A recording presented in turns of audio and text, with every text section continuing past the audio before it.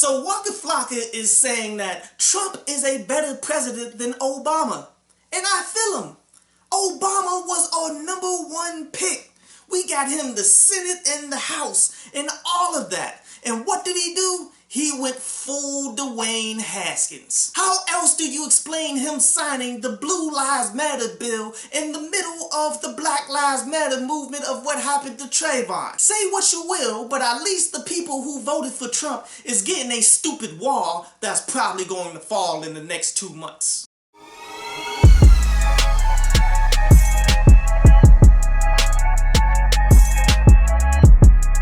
What up YouTube, Topaz Jake's back for another review, and this one's to that Ty Dolla $ign featuring Ty Dolla $ign. And before we jump into the review, first I gotta give you insight on everything leading up to this album so that you understand how I feel about this album as we go. But if you feel as though you know everything there is to know about Ty Dolla $ign, then feel free to skip to this point here where the album review will actually begin. But where do we start with Ty Dolla $ign?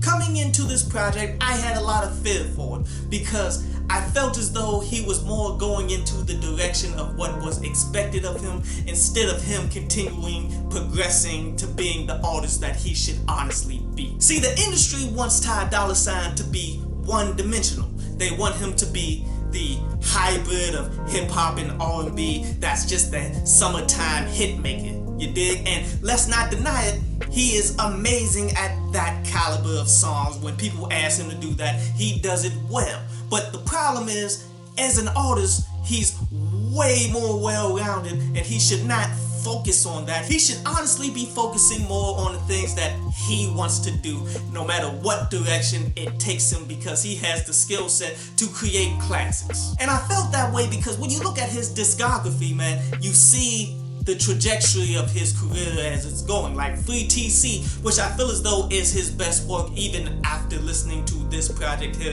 just off the strength of LA being one of my favorite songs. But when you break that down, you see how complex of a project that is all the way top to bottom, from concepts to ballads to any types of songs that he decided to do, he could do it. The next album was Campaign, which was a super disappointment of a follow-up. The next album was Beach House 3. Well, that joint was cool, but that's when he began to shift gears to let me focus more on this music that these people want me to do. And then you got the My Tai project, where it's a collaboration joint, yes, but you can tell that was nothing but the quote-unquote summertime hits that people want from him, and that was just a super forgetful project. And that leads us to this project featuring Ty Dolla $ign. And usually when it comes to an artist getting a whole bunch of features for a project, I'm always skeptical. And the reason being is that's typically the tell sign that this individual has lost their creative juices and they're trying to feed off of what everyone else is doing so that they can actually continue to ride their wave to be successful. But that is not the case of what's going on with Ty Dolla $ign here. See, Ty Dolla $ign does this consistently, to be real, because when you look at all of his solo projects, at least 50% of it has features on it. But as his intro is saying, you're putting on features out of the strength of looking out for people. It's not so much that you need it, you're just doing it just for the sake of doing it to help others. And that could honestly be the truth here. Now, I wish he would do it more with unknown artists if you were actually trying to do favors for people instead of getting people that everyone knows, but that is what it is. But overall, I love the design of this album. Like, when you listen to it straight through, you can honestly lose your place on where you're at. You dig? Like, he designed it so seamlessly that if you're not looking at the actual tracks as they change, you might be thinking that you were still on the last track. As he got about 19 tracks on here and a bunch of skits, but all of these tracks are on average about 2.5 minutes, which I usually dislike that as well, but yet this is all done so tastefully that it could feel like really just 4 or 5 really big songs. Now, there's a bunch of songs on here that I definitely wanted to talk about, like say track 6, where that's the track that got Anderson .Paak and Kanye West. This is the one that I circled at the forefront of this whole thing, that this song is probably going to be great.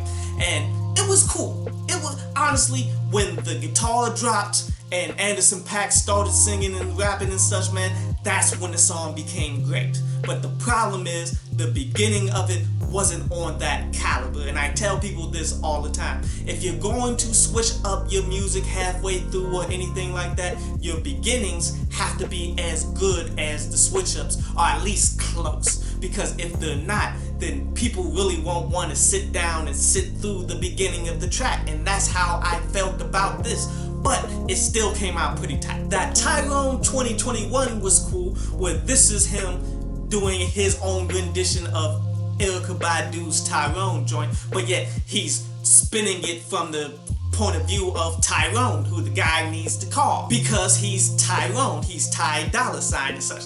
And he's breaking it down like, man, I told you not to deal with this broke chick. What is the matter with you?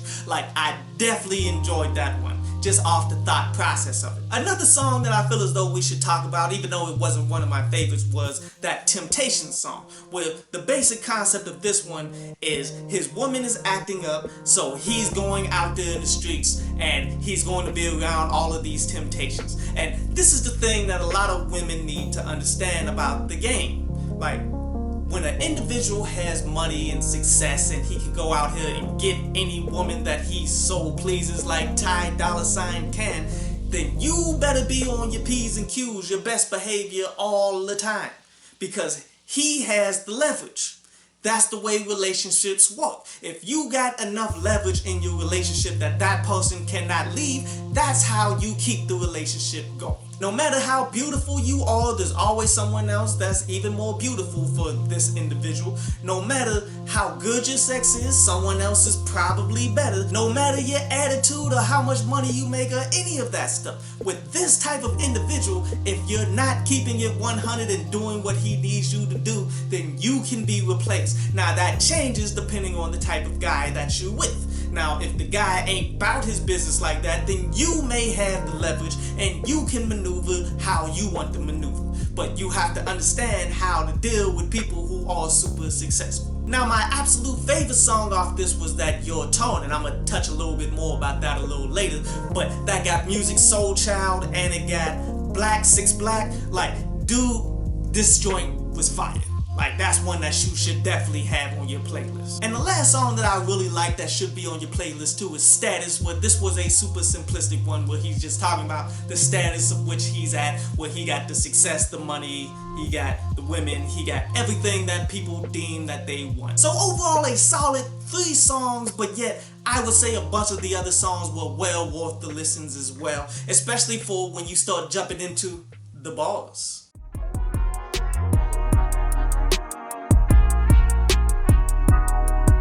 See, Ty Dolla Sign's skill set reminds me of rosés, especially when you look at the perception of rosé, because a lot of people believe that rosé is something to be drank from March to September, mainly like a summertime wine or whatever. Much like how people believe that Ty Dolla Sign is a one-dimensional act that's really making music for the summertime anthems and stuff, but that's false. Rosé, you can drink it all the time. It's always on stock, you dig?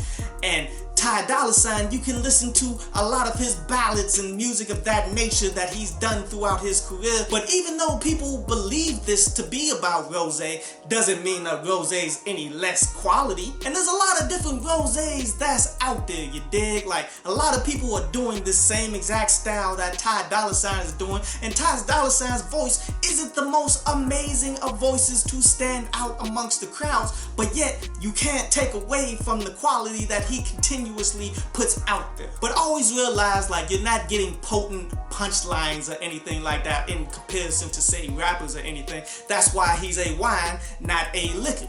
But he does say some interesting things as far as concepts go and all of that. Starting with, nobody's truly yours, it's just your tone. As this is the basic premise behind the Your Tone song, where all he's pretty much saying is relationships aren't really what you think they are. Like, you don't really own anybody. Like, they're never fully yours forever. Like, you just have a certain amount of time to be with that person and you should enjoy it for what it is. And this is something that people should really take heed to.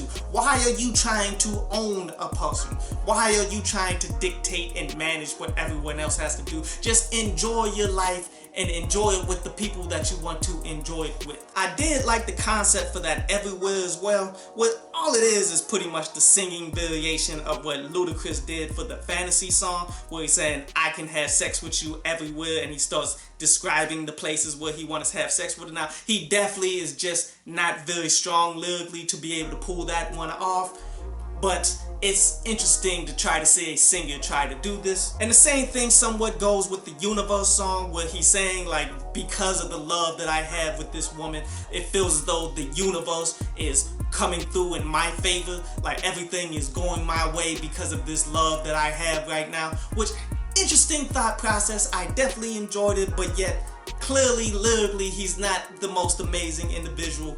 His voice isn't the most amazing of voices. It's not a straight up and down project that I have to listen to, but yet he hits you with some hits, and the creativity and the thought process behind his songs is definitely worthwhile, man. I'm giving this joint a 7 out of 10, one you should definitely peep out, but don't try to big it up bigger than what it actually is. You dig? A lot of people go and try to perceive this as a great project. It's not that, but it is really good.